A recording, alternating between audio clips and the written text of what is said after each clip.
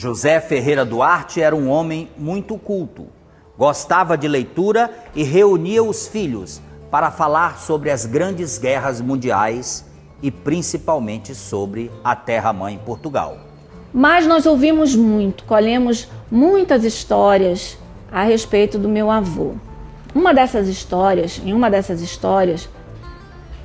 a gente sabe que o José Ferreira Duarte, apesar de se encaixar em todo aquele perfil do imigrante em massa do início do século XX, ou seja, aquele imigrante que veio das aldeias portuguesas, aquele imigrante que não era muito culto, não tinha muito estudo e que era agricultor, basicamente, o que nós sabemos de José Ferreira Duarte era que, ao contrário desse perfil, ele sempre gostou muito de estudar. Tanto que ele fez até o antigo ginasial. E gostava muito de ler, gostava muito de história geral. Ele reunia os filhos, se sentava e contava as histórias das grandes guerras mundiais. Evidentemente com o apelo emocional daqueles que escutaram, que vivenciaram, que escutaram pelo rádio muitos desses momentos difíceis. Então, ele era um homem que gostava muito de estudar e ele prezou por isso, principalmente em relação às filhas. Ele mandou as filhas virem estudar em Manaus. Os filhos não, ficaram sempre ao lado dele para seguir o destino dele, que era o comércio, porque essa era uma outra grande paixão da vida dele, era o comércio, eram os rios, singrar os rios, descobrir novos lugares, dar nome a estes lugares quando não tinham nomes. Então, era assim o perfil dele.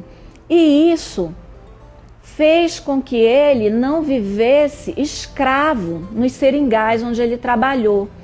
Por ele saber ler, por ele saber escrever, por ele ter uma inteligência aguçada, ele foi, em vez de ficar lá nos barracões eternamente, trabalhando ali naqueles barracões, ele foi logo trabalhar também como balconista, fazendo anotações, porque ele sabia escrever. E isso todos na família, os filhos, acreditam que foi o principal para que ele não se tornasse, na verdade, um semi-escravo e conseguisse as próprias terras dele, porque ele reuniu companheiros e foi isso que ele fez. Ele saiu dos seringais onde ele trabalhava e foi comprar as próprias embarcações e foi trabalhar nas próprias terras dele. Às vezes eu fico pensando que eles fizeram bem.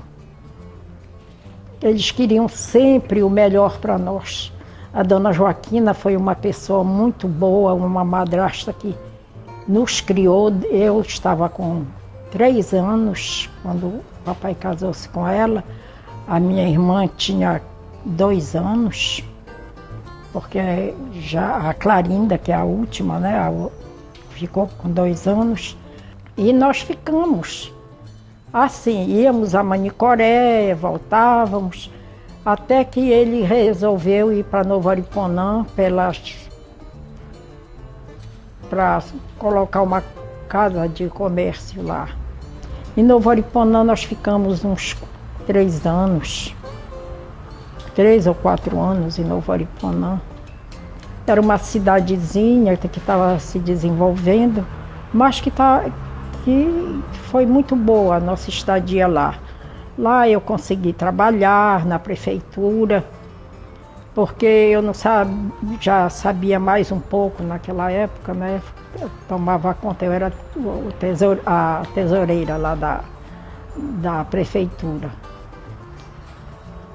E assim ficamos, mas nada de que tivesse assim um namorado fixo, uma coisa. E os anos foram se passando, até que a casa pegou fogo lá. Ele resolveu se mudar para Novo Ariponã. Novo Ariponã, naquela época, estava começando. Era uma cidadezinha pequenininha, devia ter umas 2, 3 ruas. Uma delas ele ocupou com os comércios dele.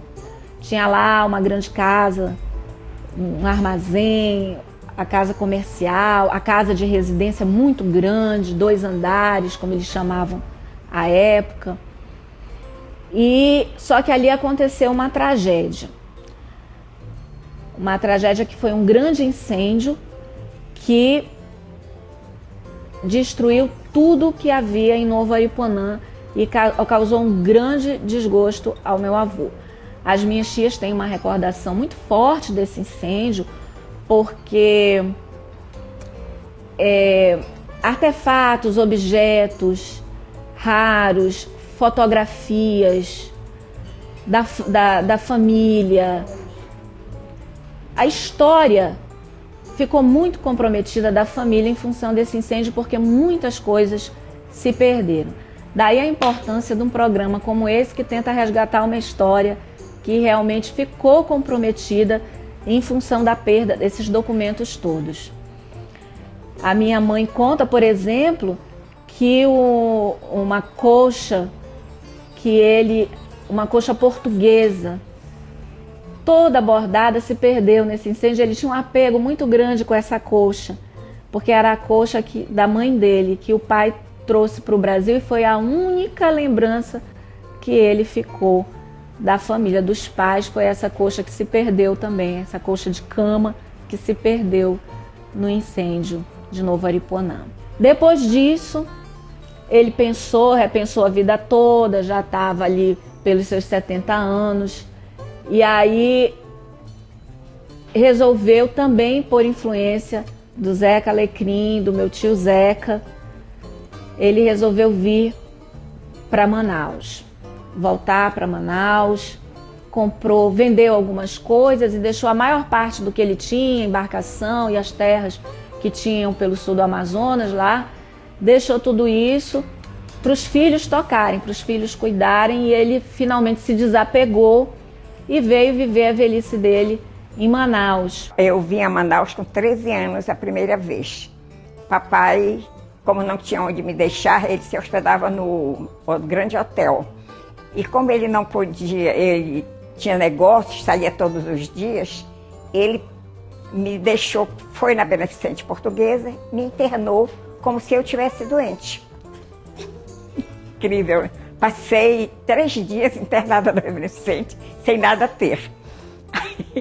Aí ele parece que falou para o seu Joaquim Gonçalo que eu estava internada no hospital, por ele não poder me deixar no hotel, porque ele tinha receio e tudo mais. Aí o seu Joaquim disse, então me traga a Clarinda para cá. Aí eu fui conhecer a Dona Cecília, a família Gonçalo, né?